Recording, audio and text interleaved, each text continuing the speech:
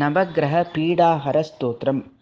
ग्रहाणामादिरादित्यो लोकरक्षणकारकः विषमस्थानसम्भूतां पीडां हरतु मे रविः।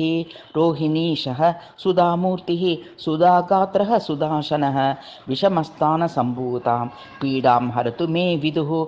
भूमिपुत्रो महातेजा जगतां भयकृत्सदा वृष्टिकृद्दष्टिहर्ता च पीडां हरतु मे कुजः।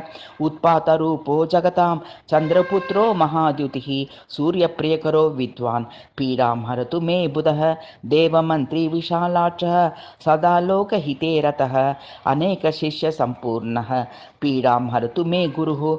दैत्यमन्त्री गुरुस्तेषां प्राणदश्च महापतिः प्रभुस्ताराग्रहाणां च पीडां हरतु मे भृगुः। सूर्यपुत्रो दीर्घदेहो विशालाक्षः शिवप्रियः मन्दचारः प्रसन्नात्मा पीडां हरतु मे शनिः।